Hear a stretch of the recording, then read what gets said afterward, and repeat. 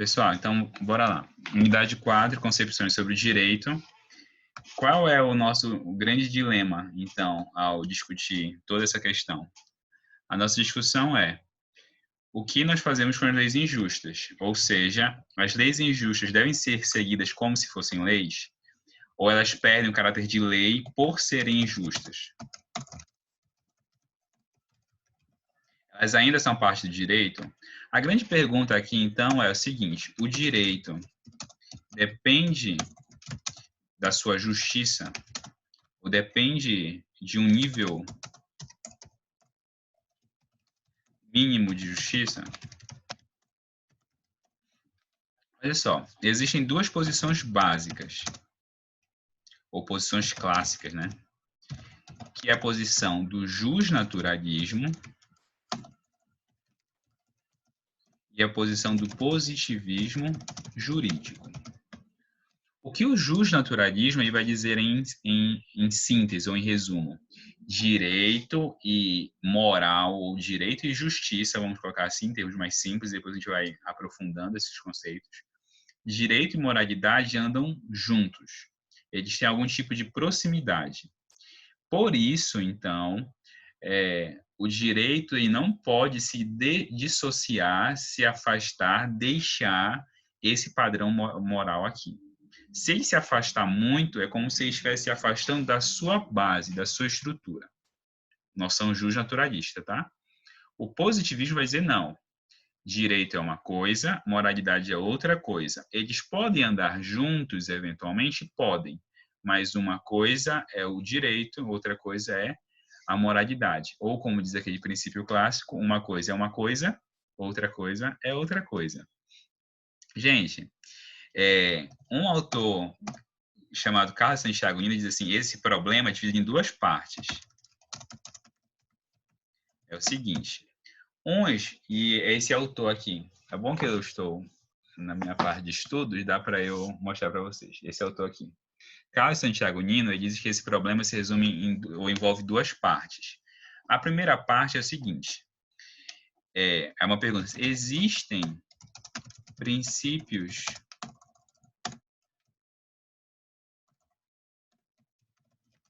sobre o que é justo, ou existem princípios de justiça universalmente válidos, independentes.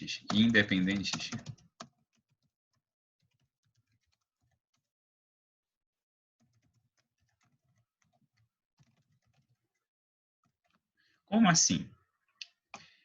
Primeira pergunta: será que existem assim, coisas que são justas ou injustas de se fazer de forma geral para todo mundo? Então, eu posso dizer assim: olha, Danilo, o que você fez foi algo injusto de se fazer.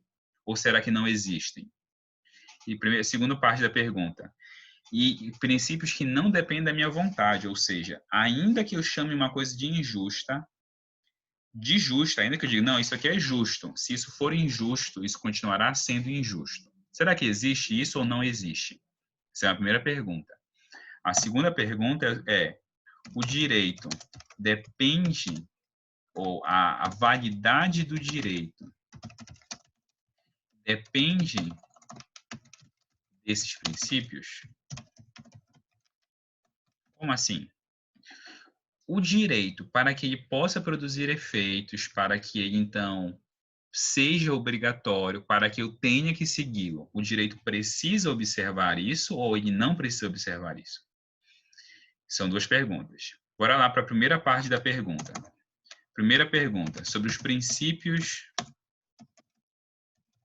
da justiça.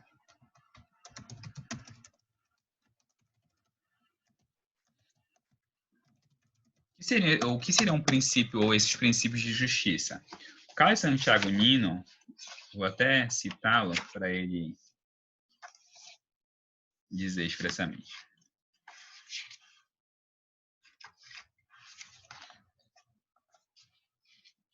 Princípios de justiça, então, são princípios que determinam a justiça de instituições sociais e a justeza das ações, e eles são válidos independentemente de seu reconhecimento por certos indivíduos ou certas organizações. Então, seriam princípios que determinam a justiça de instituições. Instituições, exemplo, o Estado. O Estado é uma instituição. De ações, por exemplo, matar alguém.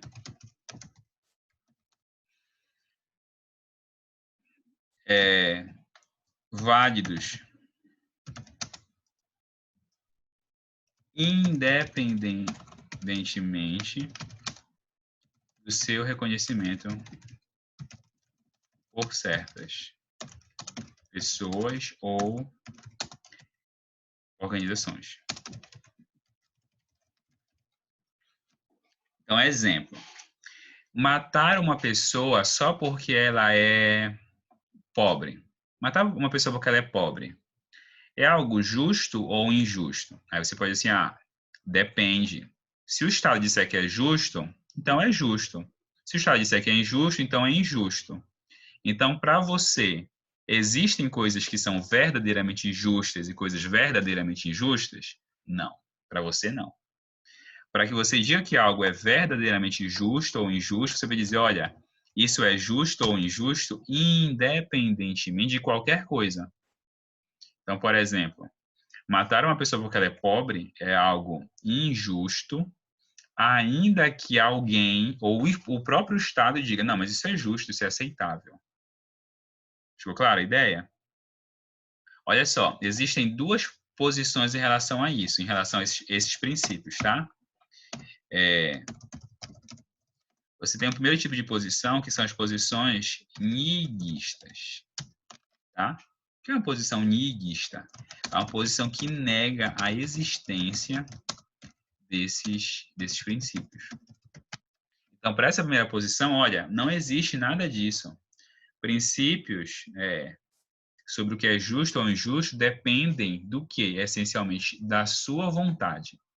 É você que vai dizer o que você acha justo ou injusto, mas não existe nenhum tipo de padrão para agir em relação a que seja justo ou injusto. Então, assim, a gente sempre dá um exemplo, assim. Deixa eu ver quem...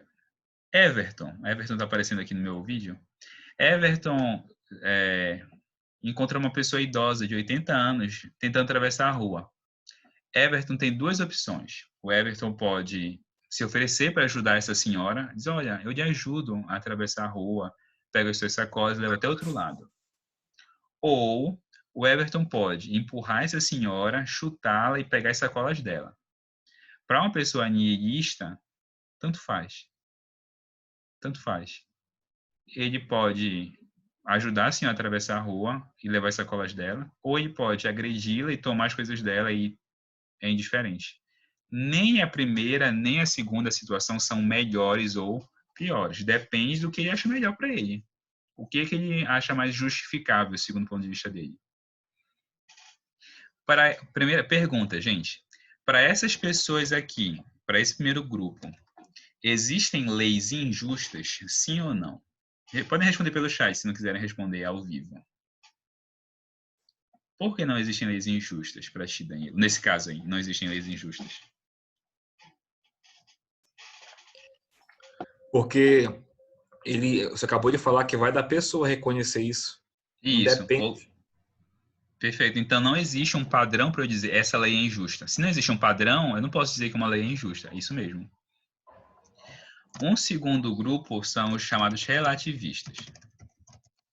Os relativistas vão dizer não, também não é assim. Existem princípios sobre a justiça, mas eles variam de cultura para cultura.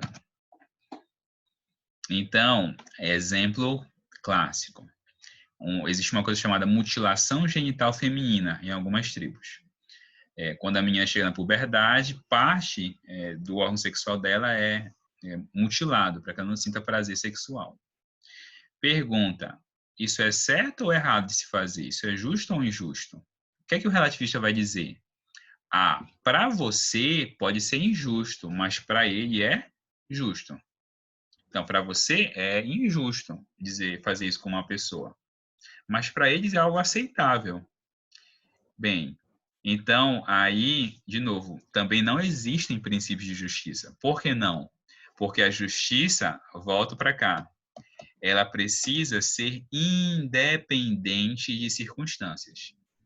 Ou a justiça, ela é algo que existe de forma geral, ou ela não existe.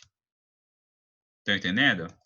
Não tem como ela existir para um e não existir para outro. Ou ela é um padrão, ou ela não existe.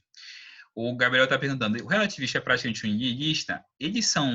Esses dois grupos aqui, eles estão dentro de uma categoria que nós chamamos de céticos. O que é um cético? Um cético é uma pessoa que duvida das coisas, duvida da moralidade. Então, eles dois são céticos, ou seja, eles dizem, não é bem assim como você está dizendo. Então, não existe assim, você não pode afirmar isso, você não pode afirmar que isso é justo ou injusto. Então, os dois são céticos, mas o niilista é um cético que realmente nega, diz, não existe. Para um relativista até existe. Então, talvez um relativista vai dizer assim, na nossa cultura é injusto fazer isso com uma mulher, mas na deles é justo. Então, é um pouquinho diferente, tá bom? Agora, sabe qual é o problema? É o seguinte, será que toda cultura está certa? Toda cultura tem coisas... tudo que uma cultura faz, tudo que uma cultura defende é justo? Essa é a pergunta que um relativista tem que responder e normalmente ele não consegue. Por quê? Porque o relativista ele não consegue dizer o que é que na cultura está errado. Então, por exemplo, quando eu digo assim, olha, a cultura brasileira é uma cultura extremamente... É uma cultura, por exemplo, a cultura brasileira é uma cultura onde existe muito frequentemente violência doméstica. Aí a pergunta isso é um fato. Em muitos lares existe violência doméstica. Aí você vai dizer o seguinte, e esta prática cultural está errada, e ela é injusta. Um relativista não consegue dizer isso. Por que não consegue dizer isso? Porque para ele, o que a cultura diz está certo. Então, como que eu vou dizer que está errado isso? Um relativista, ele não pode dizer assim, não, uma cultura machista é errada. Ele não pode dizer isso. Por que não? Porque se é da cultura, ok. Um relativista honesto ele tem que agir assim. Então, para um relativista também eu não posso falar de princípios da justiça. Quando que eu posso falar? Duas correntes. Professor, Uma a gente chama de construtivismo e a outra a gente chama de realismo. As duas são os opostos das duas primeiras. Para o construtivista, existem princípios sobre a justiça de forma geral. Então, existem realmente.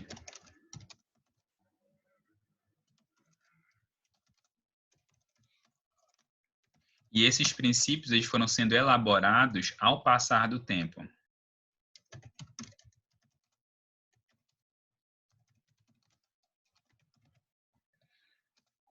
Mas eles existem. Então, por exemplo, hoje, escravidão é errada? É. Em qualquer lugar do mundo, escravidão é errada, vai dizer um construtivista. Só que se eu voltasse a 2.000 anos atrás, não. Porque ainda era uma situação não consolidada ainda racionalmente. Mas hoje é um consenso racional que escravidão é errado. Então, o construtivista ele parte muito mais de consensos gerais baseados na racionalidade.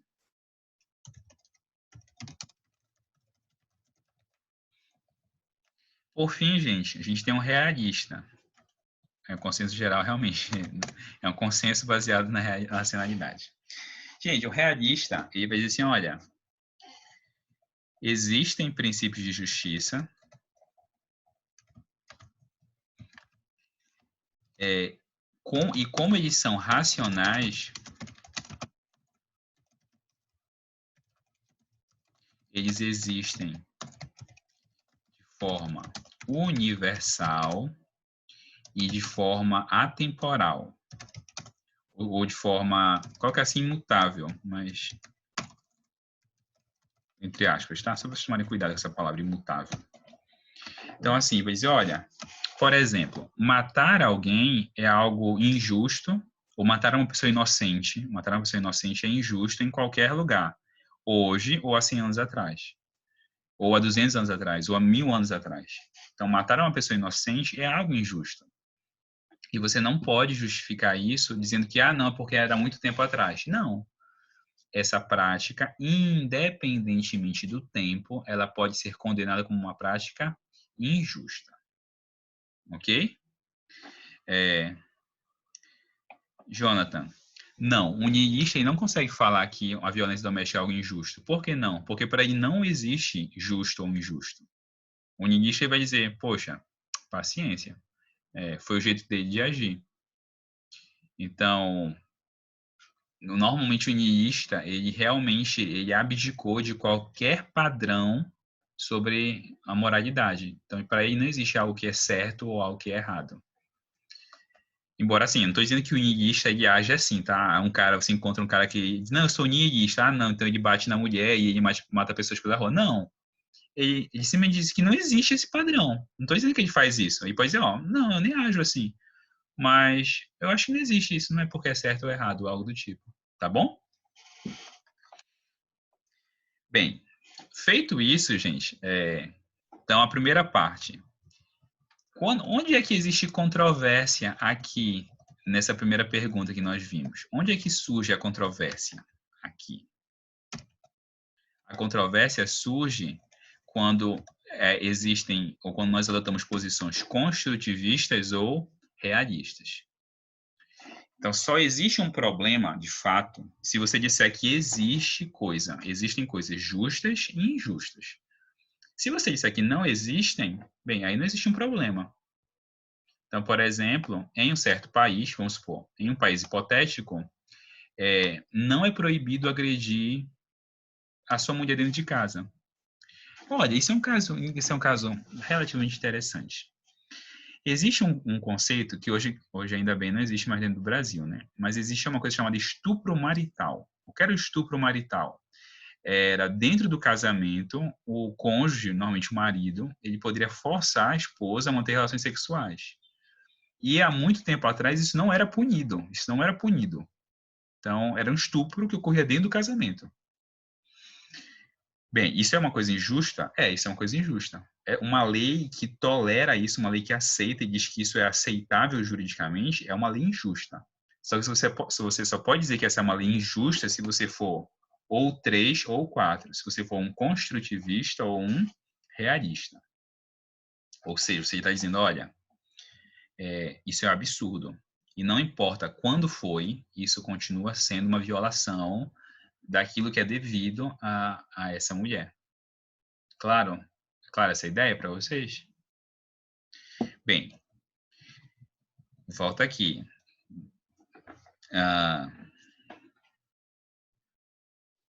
Que permitiu o estupro marital? Eu não sou do direito penal, eu já disse para vocês, mas se eu não me engano, existia uma autorização que não punia o estupro ocorrido no casamento, tá bom? Mas assim, eu não sei te precisar exatamente se era uma excludente de licitude, enfim, eu posso dar uma olhada para ti, tá? Mas eu não sou do direito penal. Mas não era aquela situação que ocorria e não era, não vinha à luz. Não, era juridicamente não punida. Eu não sei exatamente como, mas eu vou dar uma olhada para ti, tá bom? Bem, de novo, vocês disseram bem, né? Se não existem princípios de justiça, eu nem chego na segunda parte do problema. Mas eu disse, eu pego e digo assim, não, existem sim princípios de justiça. Aí vem uma segunda pergunta. Mas você acha que esses princípios afetam o direito ou não? Essa é uma segunda pergunta. Para um justnaturalista, sim, afeta. Para um justnaturalista, a validade do direito, de alguma forma, que a gente vai vendo que não é algo simples, mas de alguma forma a validade do direito tem relação com esse fundamento de justiça. Para um positivista, a resposta é não, não tem. A validade do direito não está condicionada a esses princípios. Quando eu digo validade, gente, entendam assim, por enquanto, tá? Exigibilidade. Quando a gente fala de validade no direito, a nossa pergunta é o seguinte aqui, é o seguinte, isso aqui é exigível? Isso me obriga ou isso não me obriga? Por exemplo, todo mundo já viu o Auto da Compadecida aqui, né? É obrigatório. Não digam para mim que vocês não assistiram. Gente, aí você assistiu lá aquela cena clássica em que o coronel quer tirar uma tira de couro das costas do Chicó. É do Chicó, né? É do Chicó. Gente, um contrato assim, vamos supor que o Chicó fugiu e tal, e ele entra na justiça. A justiça vai mandar o Chicó dar uma tira de couro das costas dele? Sim ou não? A justiça vai mandar o Chicó dar um pedaço de pele para ele? O que vocês acham? Não, não vai. Isso mesmo, Gabriel, não vai. A justiça não vai fazer isso. Então, esse é um contrato válido ou inválido? Podem responder pelo chat aí do lado. Ele é inválido. Contrato inválido. Por que ele é inválido? E aí, claro, vocês vão chegar lá. Porque ele não obedece outras normas jurídicas. Mas o ponto é, isso, a integridade física é um direito fundamental. Então, o que eu quero explicar para vocês é o seguinte, quando eu digo inválido, ele não pode ser exigido, ele não me obriga. Ele não me obriga. Estão entendendo? Então, a pergunta aqui é, uma lei injusta, ela me obriga ou ela não me obriga? Bem, para um justo naturalista, ela pode ser que não obrigue, mas para um positivista, ela obriga. Ponto. Ela obriga. Claro até aqui? Estão acompanhando o raciocínio, gente? Sim ou não? Espero que sim. Bem, vamos introduzir então o que é justnaturalismo. Deixa eu só ajeitar aqui, formatar. Agora, porque eu sinto falta dos meus pontos. Pronto, tá? Eu vou mandar para vocês esse plano, tá? Não se preocupem. Diga. Então, para me entender, quando tu já pergunta se as leis injustas devem ser seguidas, depende da que posição eu estou vendo, de que ótica eu estou olhando? Isso, depende de qual teoria você adota. São duas teorias básicas. Você pode adotar uma teoria positivista ou uma teoria justnaturalista. Perceba que eu disse assim, são concepções sobre o direito. Ou seja, são teorias sobre o que é o direito. Uma teoria justnaturalista diz o direito é um tipo de... é uma instituição que vincula com base na moralidade. O positivismo não. Mas não, o direito é um tipo de instituição que vincula por si só, independente de ser justo ou injusto.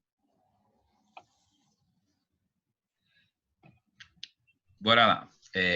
Justnaturalismo. Gente, bora fazer uma análise. Vou dar um conceito inicial, então.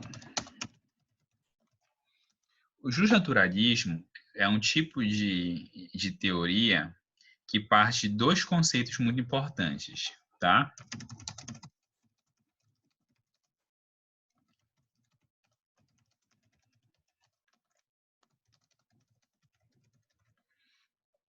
É um tipo de teoria que relaciona a teoria, ou a lei positiva e a lei natural. Na verdade, as teorias, Gabriel, elas não são teorias adotadas por um país, são teorias adotadas por nós, por nós acadêmicos. Então, a teoria, ela sempre sempre tem um viés acadêmico. Então, não é assim, o Brasil ele é positivista ou justnaturalista. Não.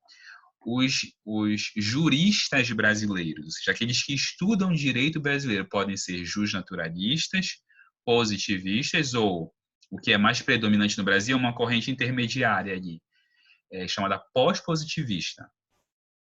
Então, assim, o Brasil aí não é nada. Agora, os teóricos brasileiros são predominantemente pós-positivistas. Alguns são positivistas e uma minoria é justnaturalista, tá? É isso que eu vou chegar ao ponto. O que é que defende o justnaturalismo, gente? O justnaturalismo, ele defende que a lei positiva, ela está relacionada com a lei natural. Gente, bora lá. O que é lei positiva? A lei positiva são as ordens baseadas na vontade. Por exemplo, uma lei como a gente chama no Brasil, o Código Penal, o Código Civil, ela foi feita por um conjunto de pessoas, certo? Que são os parlamentares, os deputados e senadores, não é isso?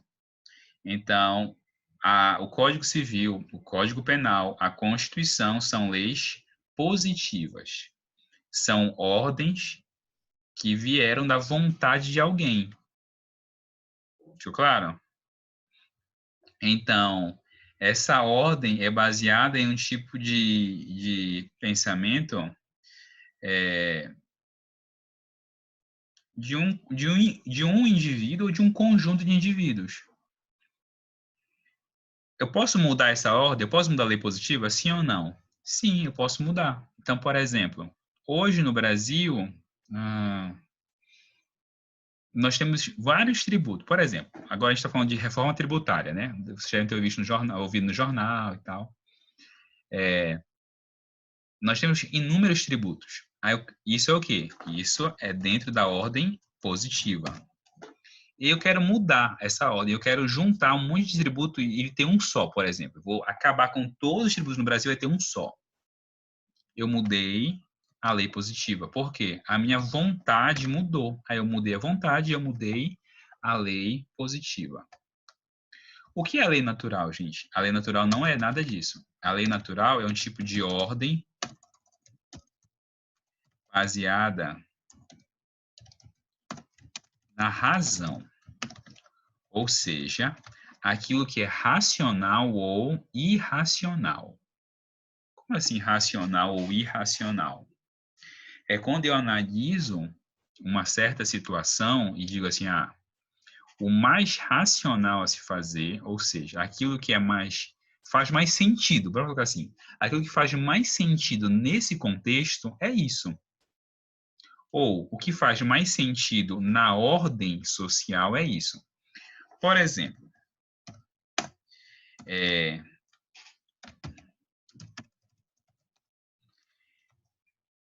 racional viver em uma sociedade, ou é racional uma sociedade em que as pessoas podem matar livremente umas às outras? Não estou perguntando se o direito ou se as leis dessa sociedade são boas, ou se elas proíbem. Não, a pergunta é a seguinte: abstrai a lei positiva, abstrai o que a sociedade regulamentou. E me diz assim, é racional uma sociedade dessa forma? Ou, se a gente quisesse assim,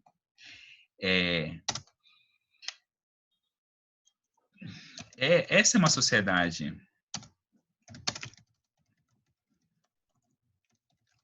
em que o bem-estar humano é garantido? O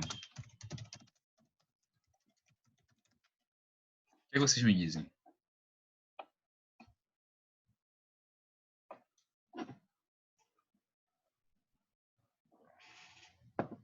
Não, né? É irracional. Quando eu digo que isso é irracional, eu digo que isso é uma ofensa à lei positiva, não, que isso é uma ofensa à lei natural. Então, a lei natural é um tipo de ordem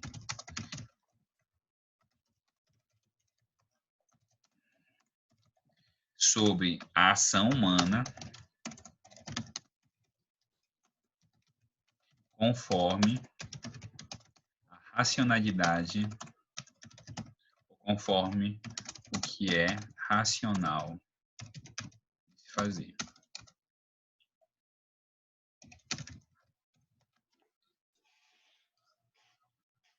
Claro até aqui? Sim. Para o justnaturalismo, a minha vontade, a vontade expressa na lei positiva está, olha só a palavra, relacionada. Opa.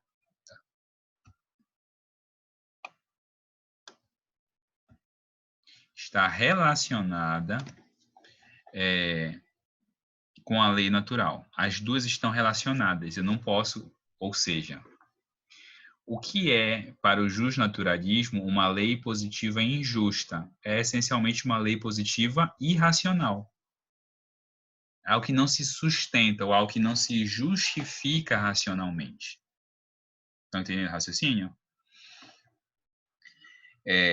Então, para o justnaturalismo, aquilo que o direito ordena, aquilo que o direito positivo ordena, precisa estar baseado naquilo que é racionalmente adequado. Então, qual é a consequência desse exemplo? Consequência: as leis positivas dessa sociedade devem proibir esse tipo de conduta. Estão entendendo? Professor, e se ele não proibir? O que acontece? Se ele não proibir, essas leis, elas vão prejudicar o quê? O bem-estar humano. Então, uma sociedade, gente, onde o direito positivo não respeita o direito natural, é uma sociedade onde o bem-estar humano não é garantido. Então, por exemplo, se eu te pergunto assim, olha, o Brasil não é um país lá muito bom, assim, não é essas coisas, mas enfim, é um país ok. Entre o Brasil e a Coreia do Norte, em qual dos dois você acha que o seu bem-estar estaria mais garantido? O que vocês me dizem? Entre o Brasil e a Coreia do Norte, onde você acha que o seu bem-estar seria promovido? Onde você, quando digo bem-estar, onde você viveria bem. Onde você viveria bem? No Brasil, né? Por que isso?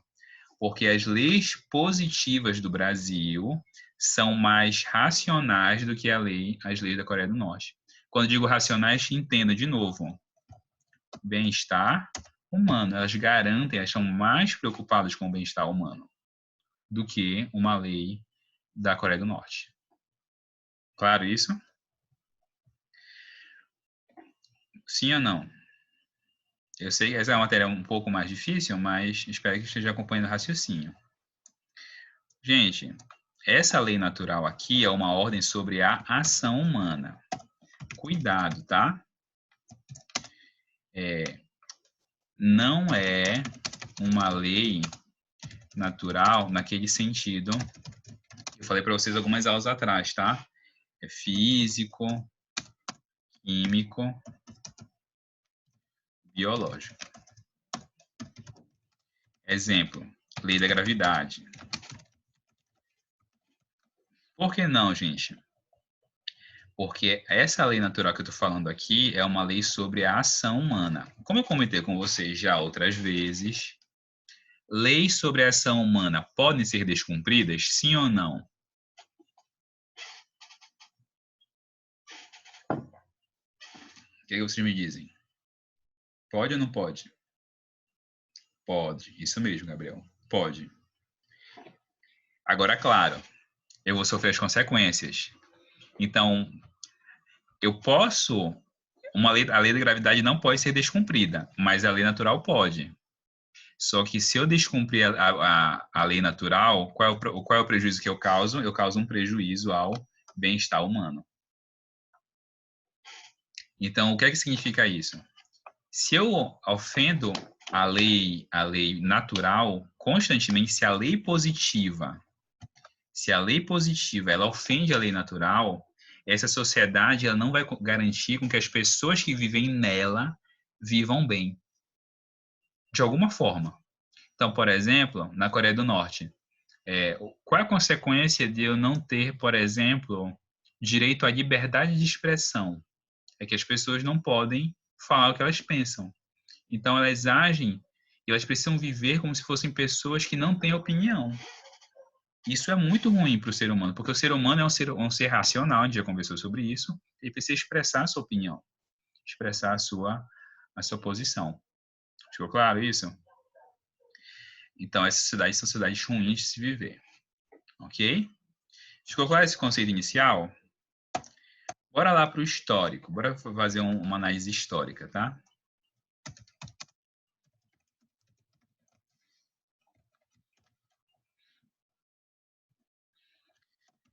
Gente, o justnaturalismo, ele existe há muito, muito tempo, tá bom?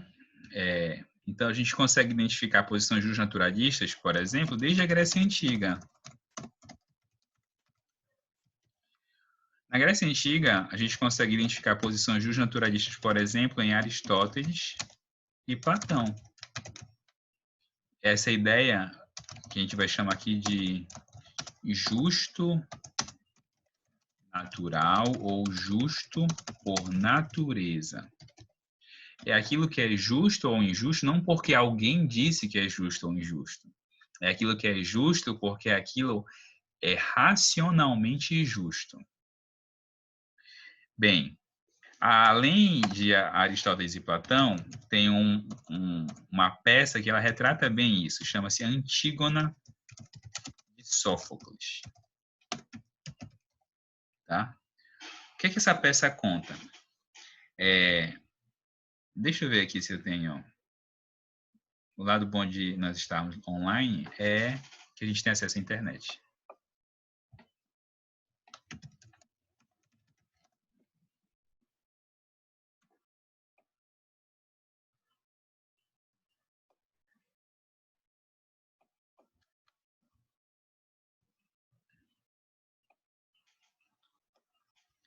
Não tem nenhum quadro muito interessante para mostrar para vocês. Mas é o seguinte, gente. A Antígona, ela é uma tragédia grega. E é uma tragédia grega sobre, na verdade, um conflito. Um conflito que acabou mal. A Antígona, ela é irmã de outras três figuras, Ismênia, Polinice e Eteócles. Polinice e Eteócles, eles se juntaram e tentaram depor, né, de alguma forma depor, Creonte, que era governante de Tebas. Qual o problema? O problema é que eles perderam. E aí, quando você perde uma guerra, você sofre as consequências. Bem, qual foi a consequência específica, gente? Creonte proibiu que Polinice fosse enterrado. E aí disse, olha, o corpo de Polinice será jogado aos animais e não só isso. Polinice terá o corpo jogado e será devorado e vai entrar em putrefação. E quem enterrá-lo será condenado à morte. E aí a Antígona entra em crise. Por que ela entra em crise? Porque ela diz assim, olha, mas é meu irmão, como é que eu vou fazer um negócio desse? Não posso deixar meu irmão sem um funeral. Eu preciso dar um funeral a ele. E ela diz uma frase clássica. É uma ordem dos deuses, é uma lei dos deuses, ou no que a gente está tratando aqui, é uma lei natural que eu enterre o meu irmão. Eu não posso cumprir a ordem de Creonte, porque a ordem de Creonte, olha só, aqui, volta para cá, é uma ordem positiva, é uma lei dada pela vontade dele, mas é uma lei que ofende essa razão que eu tenho que seguir. E aí a Antígona entra em crise. Faço o quê? Faço o quê? Faço o quê? E a Antígona decide, não, eu vou seguir a ordem natural. Eu vou seguir a lei dos deuses. e ela vai lá e enterra Polinice.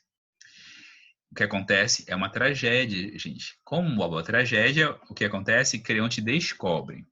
E aí Creonte condena o quê? Antígona à morte, a ser enterrada viva. A Antígona vai ser enterrada viva. Só que aí é uma tragédia, não basta só uma morte. O filho de Creonte é apaixonado por Antígona. O que é que ele faz? Ele se mata. E aí, para melhorar a história, a esposa de Creonte, mãe do filho dele, ao ver o filho morto, também se mata. E aí sim, agora eu tenho uma tragédia grega. Tá bom? Todo mundo morre, menos Creonte. Gente, por que isso é relevante? Por que essa história é relevante? Porque a Antígona de Sófocles, ela marca um conceito clássico. Antígona, a moral da história, né, quando a gente vai dizer a moral da história, ela não é uma moral da história sobre Antígona. É uma moral da história sobre Creonte. Por que sobre Creonte? Porque quem foi punido não foi Antígona, foi Creonte. Porque Creonte ousou dar uma ordem diferente daquela ordem que é a ordem natural das coisas. Essa é a moral da história. Ou seja, a lei natural em Antígona de Sófocles é um tipo de ordem que se impõe inclusive contra a vontade do governante. E é dever do governante dar ordem segundo essa lei natural. Claro até aqui? Sim, gente? Então,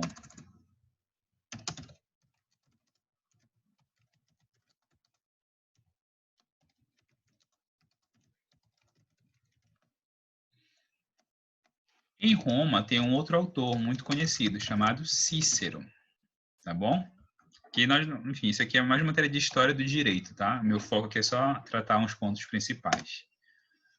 No período medieval,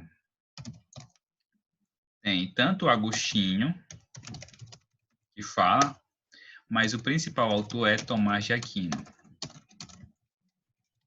A gente vai voltar. Eu deixei o texto sobre ele, para vocês resumirem, tá? No finalzinho eu comento mais sobre as atividades. Na Idade Moderna, a gente tem o chamado justnaturalismo moderno.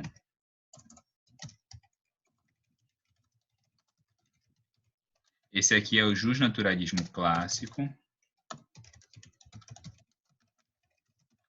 Esse aqui é o moderno, que tem uma índole muito mais liberal. Exemplo de um autor aqui, John Locke.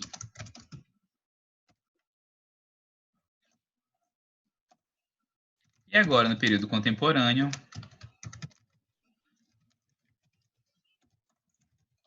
temos duas tradições, chama tradição continental e a tradição analítica. A tradição analítica é a principal corrente hoje sobre o justnaturalismo, que é do autor que eu deixei para vocês para a semana que vem, chamado John Finnis. Ok até aqui, gente? Sim? Olha só, a ideia dessa primeira aula, como eu disse, essa aula online é um pouquinho mais cansativa, tem que ser mais cansativa que a normal. Então, a ideia inicial é desse panorama geral, ok? Dúvida em relação à aula de hoje? Eu vou fazer algumas observações gerais sobre a organização da matéria. Se não tiver dúvida, eu vou... Não? Mande aí no chat se tiver dúvida.